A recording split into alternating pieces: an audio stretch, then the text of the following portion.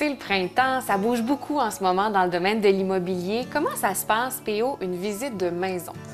Quand on est un acheteur, en ce moment, c'est une véritable opération séduction. Il y a 3 étapes. Il y a le avant la visite, il y a la visite en soi, puis il y a le après. Et comment on se prépare pour cette visite-là, justement? C'est une bonne question.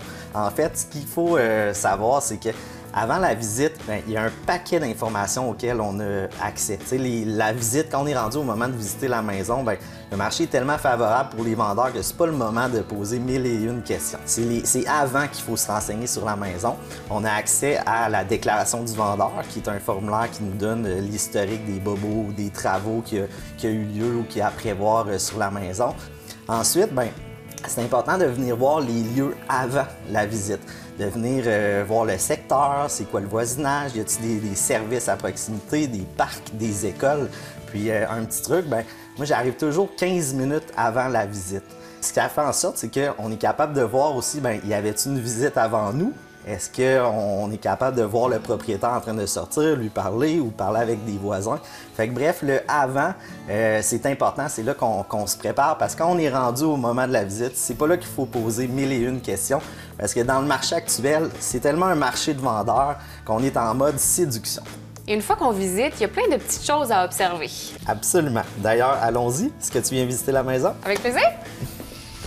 La visite de la propriété, dans le fond, qu'est-ce qu'on veut savoir sur la maison? C'est venir valider ce qu'on a vraiment aimé en regardant les photos. On vient voir comment on se sent, on vient voir les dimensions, l'espace réel, parce qu'en photo, on s'entend, c'est parfois plus beau qu'en vrai. On veut voir si elle est en bon état, si le vendeur l'a bien entretenu au fil du temps. C'est rassurant de voir ça. Mais il faut également voir si ça correspond vraiment à nos besoins. Et une fois que la visite est terminée, PO, qu'est-ce qu'on fait? Après la visite, puis je le rappelle, on est dans un marché qui est favorable aux vendeurs, puis s'acheter une maison, c'est une opération séduction. Fait que rappelle-toi ton premier rendez-vous avec un gars. C'est stressant, on a les émotions dans le piton. Fait que le lendemain matin, les gens se disent, c'est-tu moi qui l'appelle? Est-ce que j'attends qu'il m'appelle? Est-ce qu'il faut que j'attende 3 jours? Bref, il y a beaucoup d'émotions qui sont en jeu.